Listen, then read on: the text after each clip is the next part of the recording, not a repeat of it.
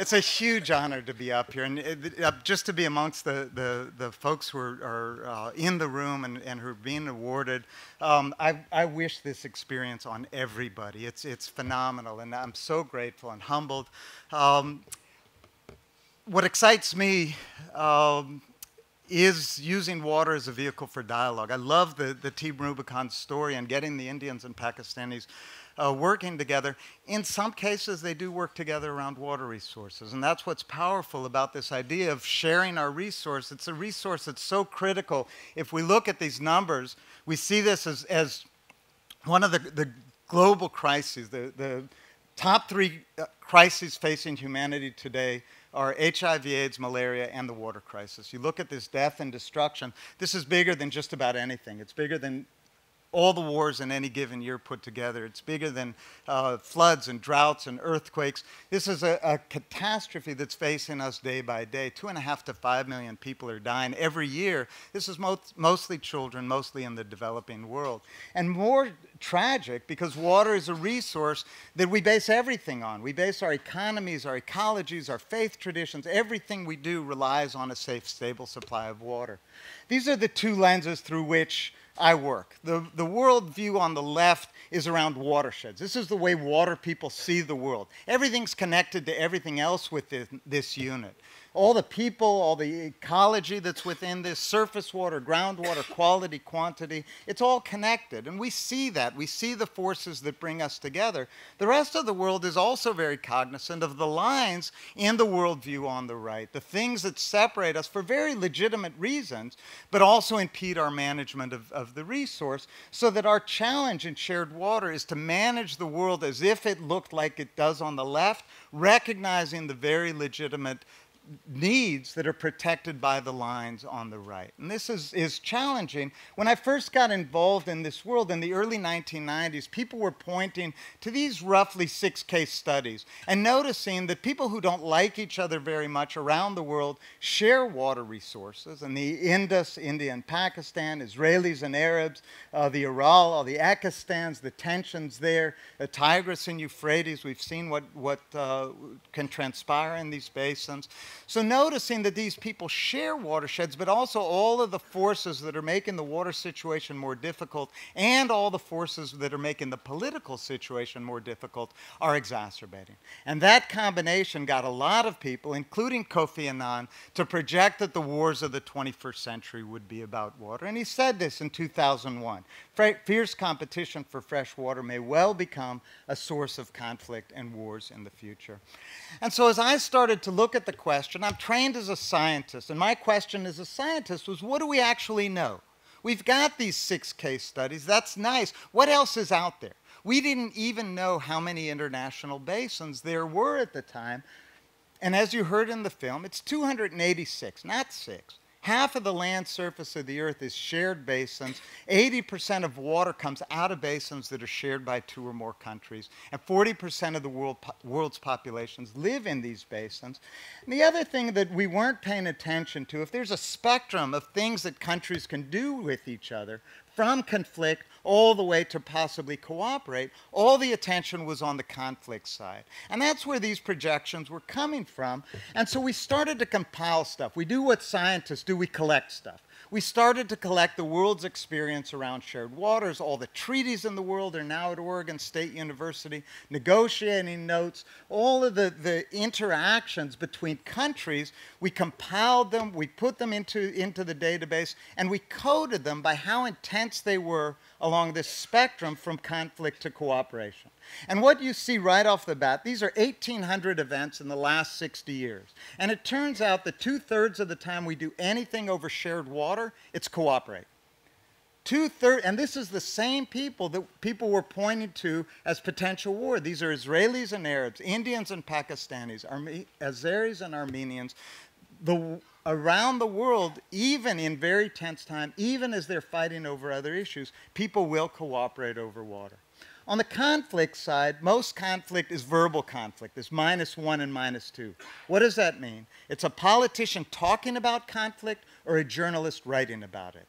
Those are the two cases of conflict. People talk about it a lot and don't notice that after the tension, that tension is precisely what brings people together to problem solve, brings the resources to bear, brings the creativity and the ingenuity to solve problems. That part gets unwritten about in most of the press. Very little acute conflict across boundaries, specifically over water. And if you see that -7, that's how many wars in the last 60 years over water. It's 0.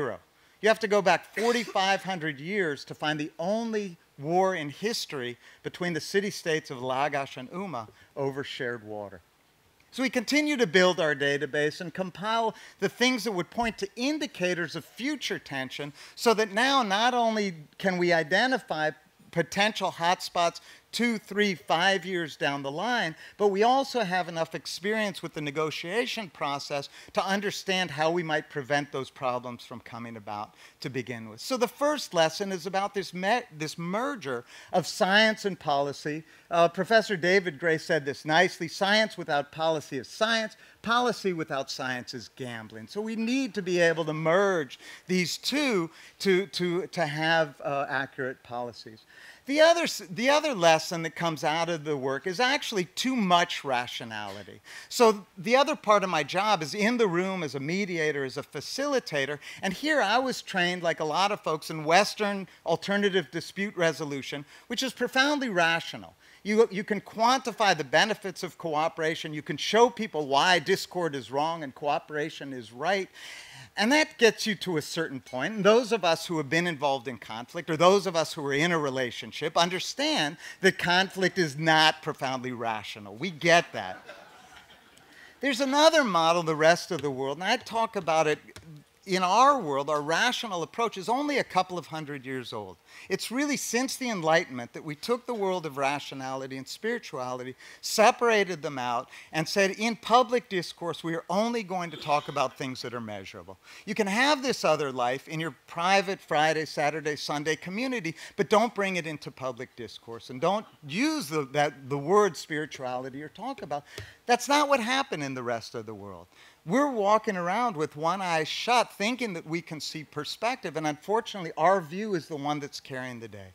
The other model that we see around the world and in negotiations is the more balanced model. This happens to be Kabbalistic, where you have justice, the things that bound us are closed on one side, balanced with mercy, or the things that are open. You can think about self and other, or rationality and spirituality, and they sit together nicely in balance in what we call compassion. One focus on ourself and the other on the other.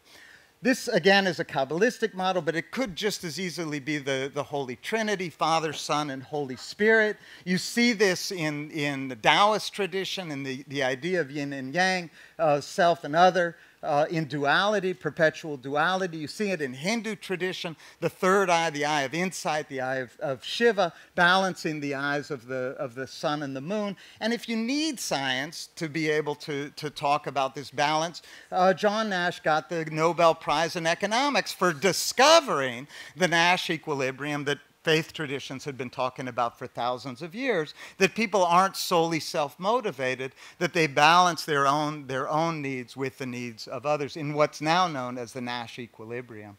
So this idea, what does it have to do with water? In negotiations, this is profoundly important, especially if we're working in the international realm, to recognize that this balanced worldview is much more prevalent than ours. So that in the Middle East, for example, there's a whole flurry of tools and understandings from the spiritual traditions of the sources of anger and of conflict, and tools to address them, like the sulha, ceremony of forgiveness, that reunites somebody who's done harm to a community with the community that they've harmed. Or this wonderful concept of tarahdin, resolution of a conflict that involves no humiliation. What a wonderful idea.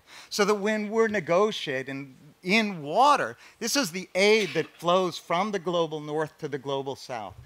around water resources. And as this aid flows, along goes our rational worldview. And we attach this aid to metrics of success that we define, things that are measurable, things that are quantifiable, and we impose these metrics on the world around us. And so often we miss the things that are important to the local communities.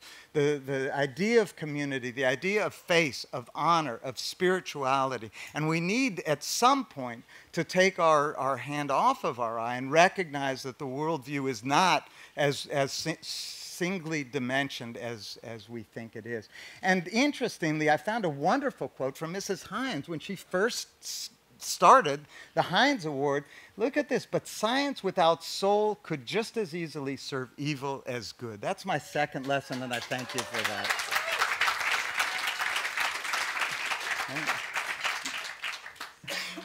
So even Kofi Annan came to learn from Mrs. Heinz that the water problems of our world need not only be a cause of tension, they can also be a catalyst for cooperation. If we work together, a secure and sustainable water future can be ours. Thank you very much. Thank you. Thank you so much.